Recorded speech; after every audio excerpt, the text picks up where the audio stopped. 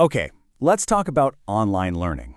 It comes with this huge promise, right? Freedom, flexibility, learn on your own terms.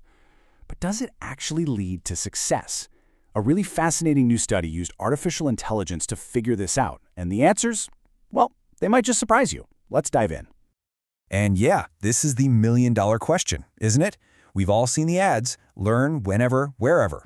It sounds perfect, but think about it. Does giving students total control over everything actually help them learn, or does it maybe create a whole new set of challenges? That is exactly what these researchers set out to discover. So to really get to the bottom of this, we first have to understand the engine that's driving this entire online education revolution. It's a concept called flexible learning. So what is flexible learning, really? Well, it's an approach that completely flips the script. Instead of the teacher being at the center of the universe, the student is. So no more rigid one-size-fits-all schedules. Instead, students get a real say in how, when, and where they do their work. It's all about tailoring education to fit the individual, not forcing everyone into the same old box. Now, this is where things get really cool. The researchers didn't just, send out a survey asking students how they felt. Nope, they used machine learning, a type of AI, to analyze all those little digital footprints students leave behind. And by doing that, they turned this abstract idea of flexibility into something they could actually measure and even predict. So if you're going to predict how students behave, you're going to need data, lots of it. I want you to think of this whole thing like a detective story. Before you can solve the case, you have to go to the scene and gather all the clues. Only in this story, the scene is the online classroom. And they gathered a ton of clues. The whole investigation was built on a data set from more than 1,200 students.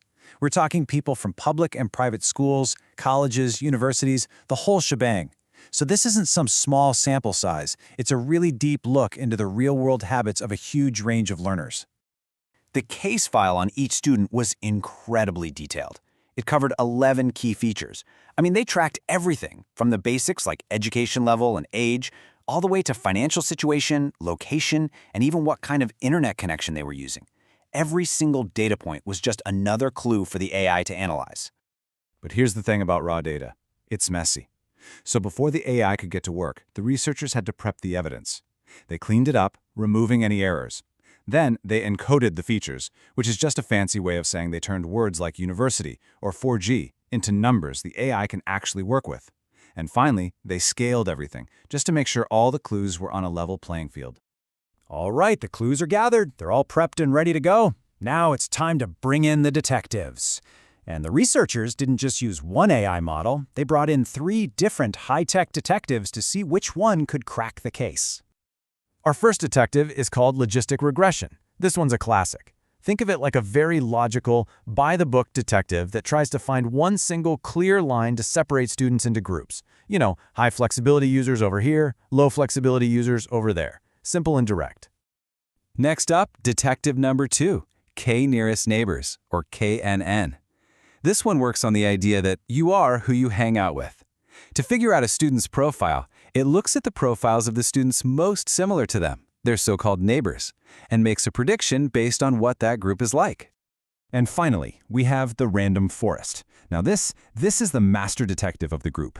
It's not just one investigator, it's more like an entire squad. It creates hundreds of simple decision trees, each asking a different set of questions, and then they all get together and vote to find the best answer. It's a super powerful way to look at a problem from 100 different angles at once.